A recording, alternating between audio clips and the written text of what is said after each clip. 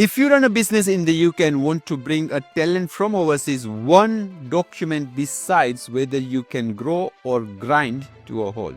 The sponsor license. Why?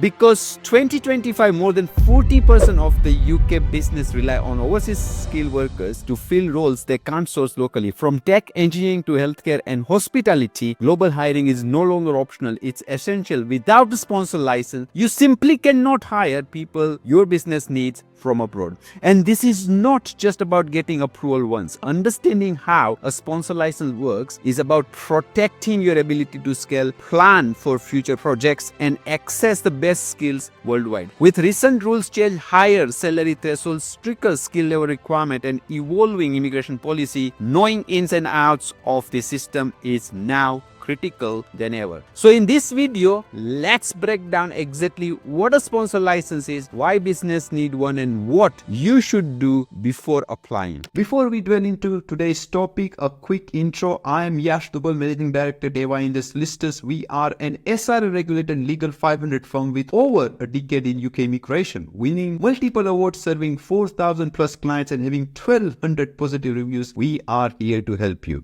UK sponsor license is your ticket to legally hire skilled workers from outside the UK. It's an official approval from the Home Office that allows you to assign certificate of sponsorship, also known as COS, to international employees, to enabling them to apply for skilled worker visa. When you apply, there are two main types of sponsor licenses to consider. Number one is worker sponsor license. This is for a long-term employment such as hiring skilled workers or even Minister of Religion. Number two is a temporary worker sponsor license, perfect for short-term roles likely charity workers, seasonal workers, or creative workers. The right type of license depends on your roles you are hiring or whether you are hiring permanent or a temporary role. Which type of sponsorship license do I need? That's the question you might have. So choosing the right license depends on the roles you are hiring or offering. If you are hiring skilled workers for long-term position, you will need the skilled worker sponsor license. If you are looking for temporary help like seasonal role or a specific project, then the temporary worker sponsor license is the way to go for you. Now, that key industries that need UK sponsor license, some industries need overseas talent more than others, and this can include but not limited to IT and technology, always looking for skilled developers, engineers, healthcare such as doctor, nurses, medical staff, engineering and construction, filling highly specialized roles, and hospitality and catering, seasonal workers or specialist chef, education and research, academic and research staff that's coming from abroad. If your industry relies on overseas talent, securing a sponsor license should be at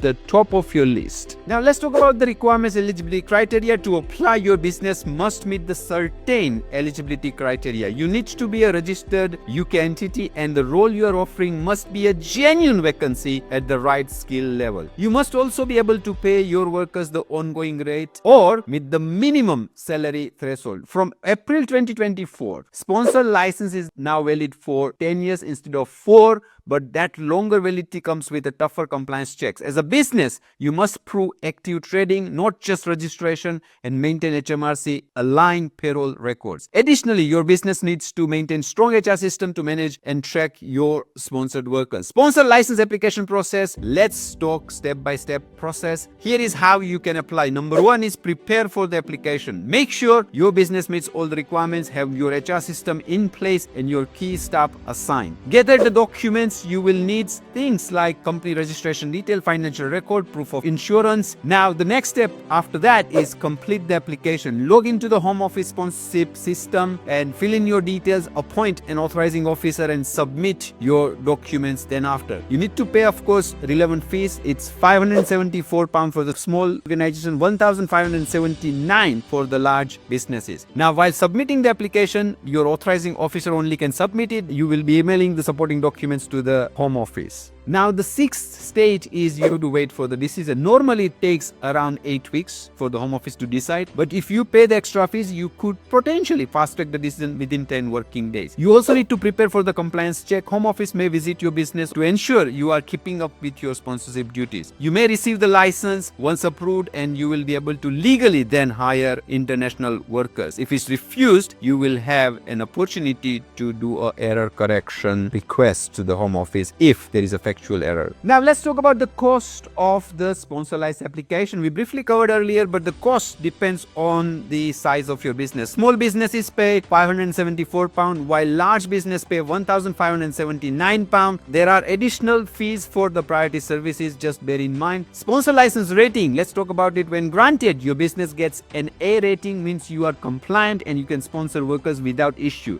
If this B rating, means you have compliance issue that need to be addressed ASAP.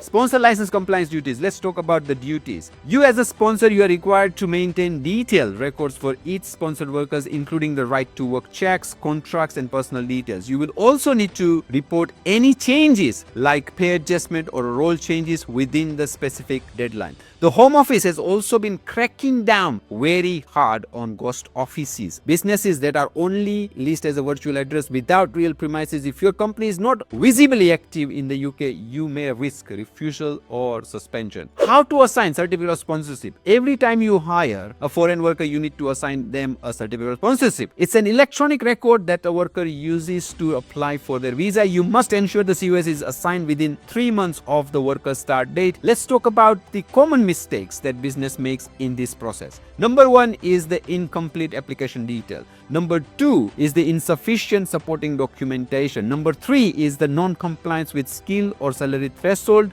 Number 4, weak recruitment evidence. Number 5 is the slow responses to UKVI query. Number 6 is the poor audit preparation. The UK sponsorized application process can seem overwhelming, but it doesn't have to be. With the right guidance and preparation, you can secure your license and keep your business moving forward. If you want to make sure everything goes smoothly, get in touch with us at J Solicitors. We have helped thousands of businesses like yours navigate this process, and we are here to help. So if this video helped you, please give us a thumb up and subscribe for more tips on UK immigration. Also, what's your biggest worry about the sponsor license process? Tell me about it. Is it a cost, compliance, or home office delays? Comment below and we'll feature some of your questions or query in the next video. Thank you for watching.